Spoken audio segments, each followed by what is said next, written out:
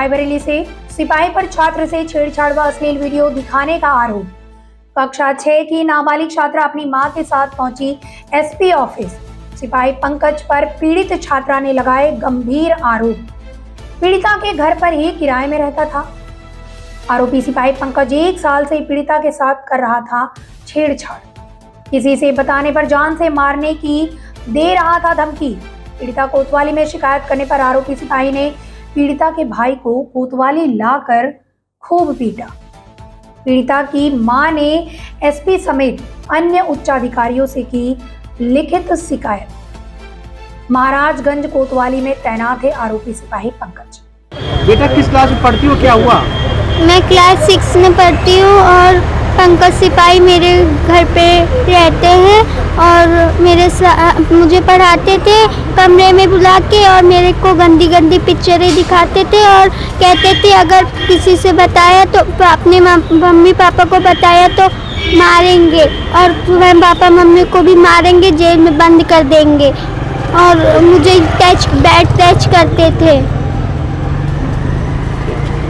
और क्या हुआ जब पुलिस के पास गई तो क्या हुआ? तुम्हारे भाई के साथ क्या हुआ? मेरे भाई को मारा। किसने मारा? पंकज भैया ने, पंकज सिपाही ने। तो क्या हुआ आपकी बेटी के साथ, क्या घटना हुई? पंकज नाम का एक सिपाही मेरे घर में रहता है, महाराजगंज के, उसमें रहता है तहसील में, और हमारे घर में रहता था 1 साल हो गए, और हम विश्वास था हमारे घर में अच्छे से रहता था, हमको मालूम नहीं था।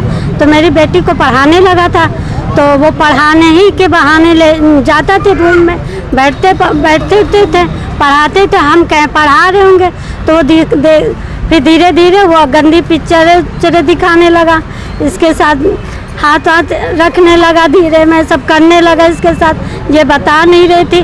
तो एक दिन मेरे घर पंकज आए, यही हफ्ता भर बाद जब पंकज जी आए तो ये देख के छुप गई, बेड के नीचे छुप गई। तो हमको कुछ शक हुआ कि ये देख के पंकज को क्यों छुप गई। जब ये पंकज को छुप गई देख के, तो हमने उसको देखा कि वो जीना से चले गए थे मेरे पंकज जी, तो फिर नीचे आए, वो चले गए। फिर तो हम इसको निकाल के मुझसे पूछे, जांचे कि क्या है, तो बता नहीं रही थी। फिर 2 दिन बाद 4 दिन पहले इसने हमको बताया कि मम्मी हमारे साथ पंकज ये करते थे, ऐसी बात है। तो हमने कहा कि ठीक है, हम नहीं बताएंगे। ये हमसे प्रॉमिस भी किया कि मम्मी बताना, मेरे पापा को भाइयों को मार डालेंगे और कुछ नहीं करेंगे। थाने गए थे तो वहाँ हमारी सुनवाई नहीं हुई, और हमारे लड़के को खुद ही मारा। किसने मारा? पंकज ने।